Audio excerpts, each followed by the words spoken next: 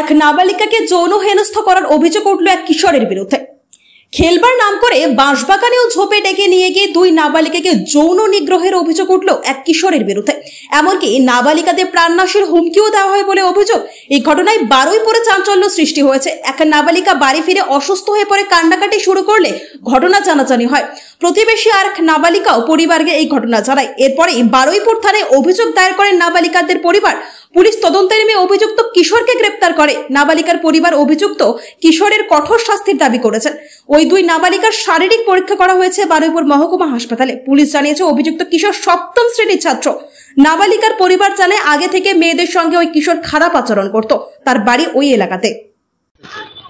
Sir, ওই বাচ্চা মেয়ে দুটো আমাদের ওখানে খেলতে যায়।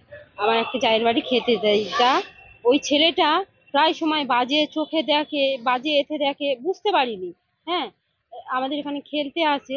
তো ওই ছেলেটা বাজে মানে এতে তাকিয়ে দেখে, ওদের সাথে এমনি বাচ্চারা খেলাধুলা করে যেমন অমনই খেলা করে। এমন এমন বাজেভাবে ওদেরকে এমন করেছে। হ্যাঁ, এমন বাজেভাবে ওদেরকে করেছে।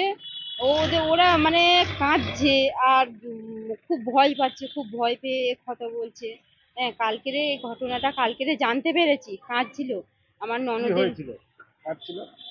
ওই যে বাচ্চাটাকে রেপ করেছে, দুটো বাচ্চাকেই করেছে, আগু পিছু করেই করেছে।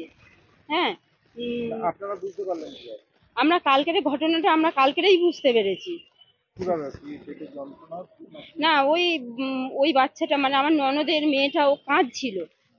আমার ওই জায়ের কাছে বলছিল যে দিদা, ও দিদা হয়, দিদাকে বলছে দিদা আমার পেটে ব্যথা করছে। তা বলছে পেটে ব্যথা করছে, তুই তো এরকম করিস না মা, কি হয়েছে বল, আমাদেরকে বল কি হয়েছে, কিসের জন্য পেটে ব্যথা করছে।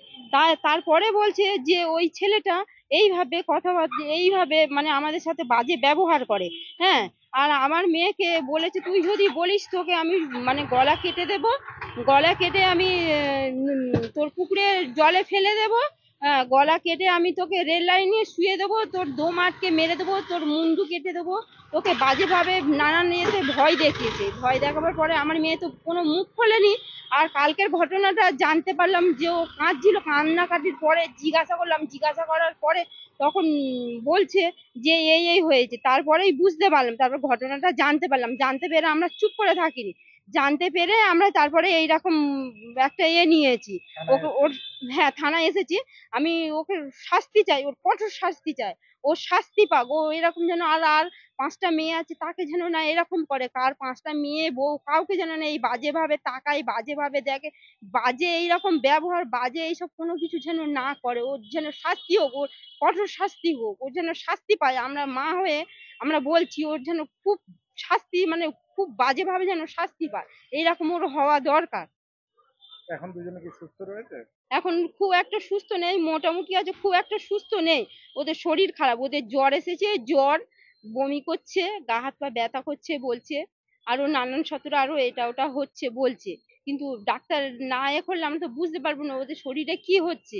আমাদের শরীরে তো ওটা হয়নি, তাহলে আমরা বুঝতে পারছি না। ওদের হয়েছে, ওরা বলছে, সেই অনুমান করেই বলছি নিশ্চয়ই ওদের কিছু হচ্ছে। ওরা তো মিথ্যা কথা বলে না, আর ওরা তো এরকম কখনোই করে না।